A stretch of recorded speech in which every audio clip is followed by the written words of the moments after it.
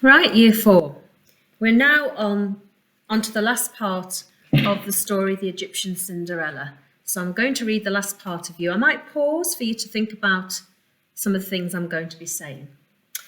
So the last time we looked at where the falcon, the god Horus, had dropped the slipper onto the lap of the pharaoh Amasis.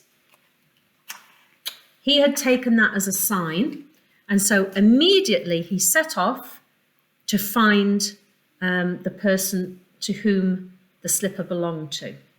And we know that when the Egyptian servant girls actually got to court, he'd already disappeared because he'd set off on his hunt. And when they got home, they were really cross and angry that they'd missed him.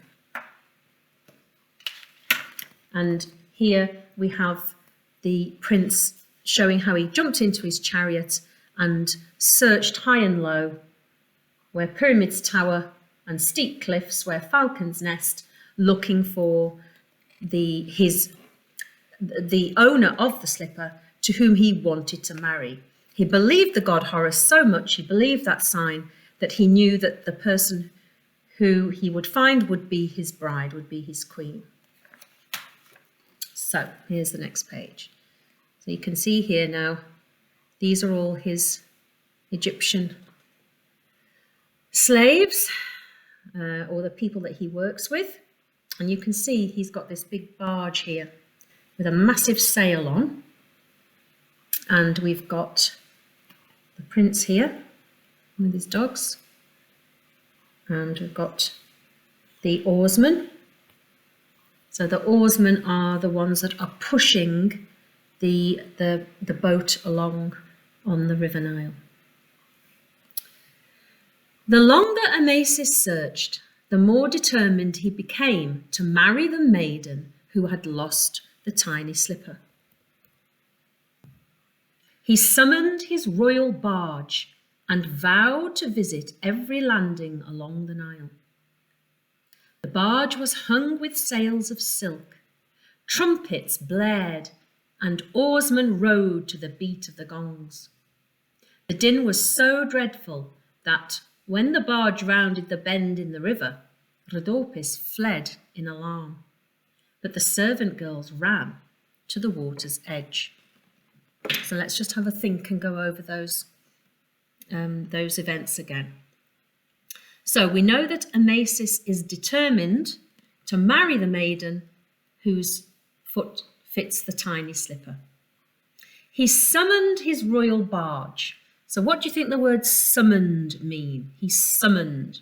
When you summon someone, it's a verb. What are you doing?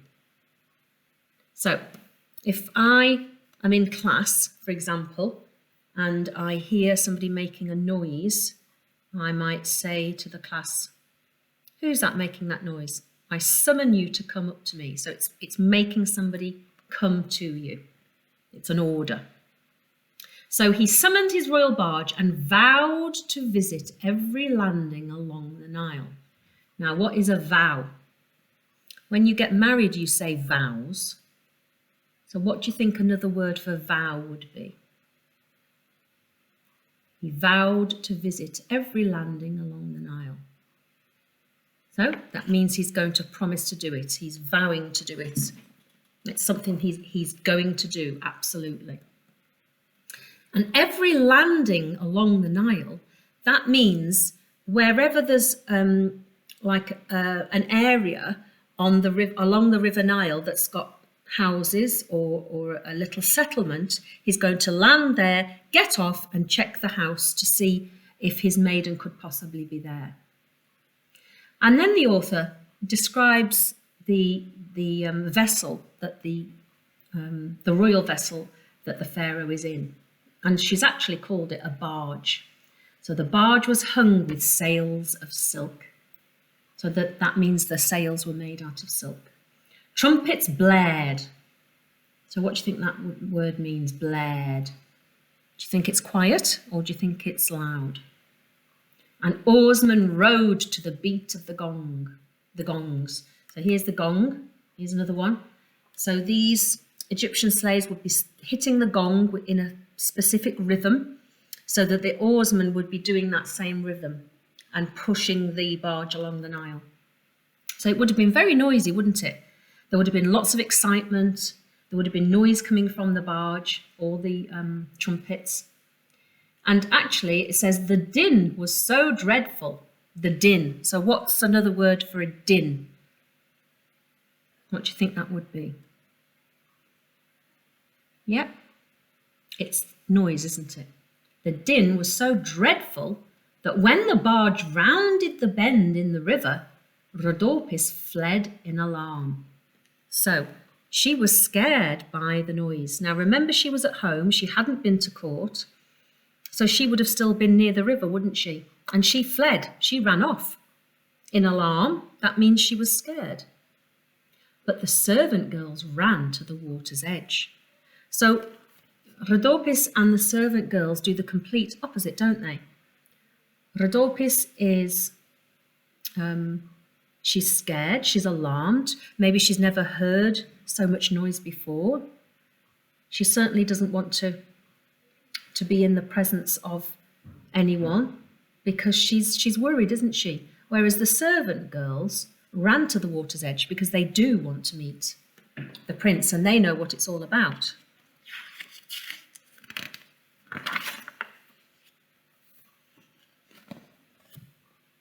So here you can see here's Amasis with the slipper.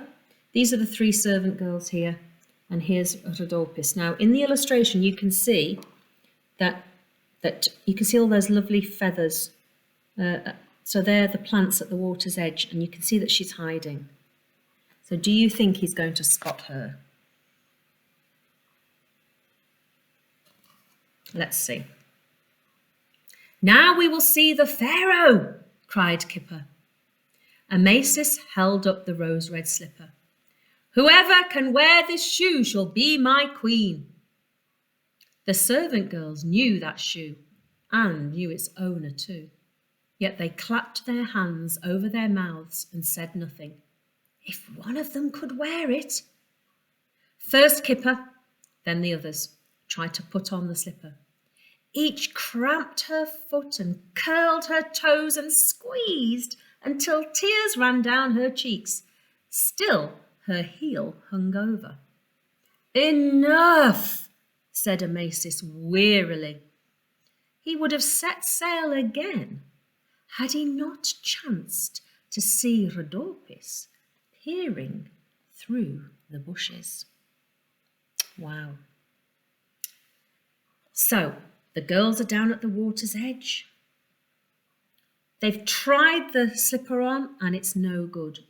And this is very similar, isn't it, to the traditional Cinderella where the ugly sisters are trying to squeeze their big feet into the glass slipper and they just won't go. But they certainly don't want Rhodopis to be found by the Pharaoh. And we know that because it says here that the servant girls knew that shoe, they knew who that shoe belonged to, and they knew its owner. Yet they clapped their hands over their mouths and said nothing. So they're even putting their hands over their mouth as if to stop themselves from saying anything, because they want a chance, don't they, to marry the Pharaoh. Okay, we know that Amasis is tired. We know he's journeyed a long, long time. And when the girls are squeezing their feet in, he just says enough, enough. He just wants to move on and find his queen. And we know he's tired because it says wearily. And he almost misses her, but of course it wouldn't be the proper ending of the story if he did miss her. So he would have set sail again had he not chanced to see Rhodopis peering through the bushes. So was it chance, or was all this pre-planned by the god Horus? We don't know.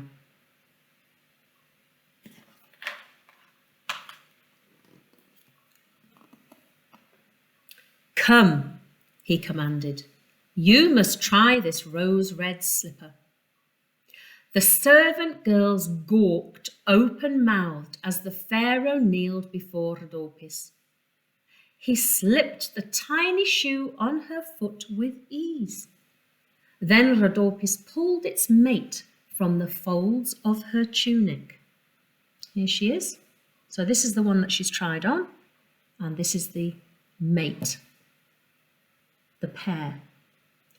"Behold," cried Amasis, "in all this land there is none so fit to be queen."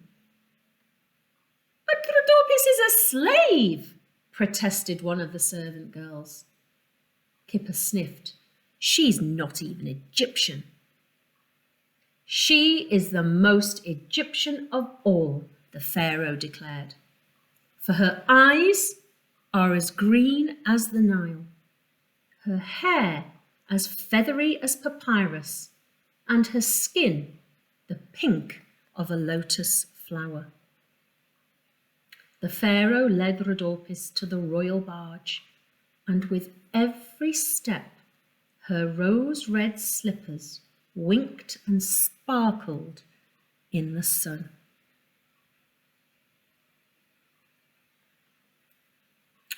So, we know the Pharaoh's in charge. He's very determined, isn't he? Because he commanded Rhodopis to come over. She did not have a choice. He commanded her. And of course, because he is the Pharaoh, she will just do what he wants. The servant girls gawked. I love that word. When you gawk at something, you're staring, and you're so much in shock that you don't even realize that you're staring. They're open-mouthed because they cannot believe what is happening in front of their faces. The girl that they have belittled, the girl that they thought was below them, the girl that they used to bully, is the chosen maiden. And they must be feeling, well, shocked, angry, very jealous, I'm sure. He slipped the tiny shoe on her foot with ease. Then Rhodopis pulled its mate from the folds of her tunic, so she had the one. So it was proof, wasn't it, that she was the correct owner. The girls tried to say, but she's just a servant girl. She's a slave. And they said, well, she's not even Egyptian. But the Pharaoh comes back with that lovely description of Rhodopis. And actually, this is where the ending of the story links back to the beginning. And when we're in year 3 and year 4, when we write stories, it is good every now and again, especially in traditional or fairy tales, to link back to the beginning is a really good idea. So if I show you the beginning bit, do you remember? It described the Egyptian girls. Their eyes were brown and hers were green. Their hair hung straight to their shoulders while the breeze blew hers into tangles. Their skin glowed like copper, but her pale skin burned red beneath the sun. And that's how she felt so different, wasn't it? She just felt like she didn't belong. But at the end, when the Pharaoh describes her as being the most Egyptian of all, because her eyes were as green as the Nile, her hair as feathery as papyrus, and her skin the pink of a lotus flower, he described the three things that made Rhodopis different to the others as very Egyptian. He compared her to very Egyptian things. And I'm sure that must have meant a great deal to her. And this is how it finishes. This is the actual ending. It doesn't say they lived happily ever after, but it finishes with, the Pharaoh led Rhodopis to the royal barge. So he didn't force her, he led her. He was guiding her. It was more of a friendly thing. He wasn't commanding her, he led her. And with every step, her rose-red slippers winked and sparkled in the sun.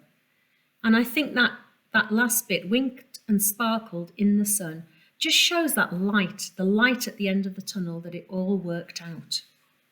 Now, there is a footnote that I will read to you at a later date, but that is the ending for now. And this is about 14 minutes long now, so I need to stop. Okay, so I hope you enjoyed this story, and we'll do some writing on it now.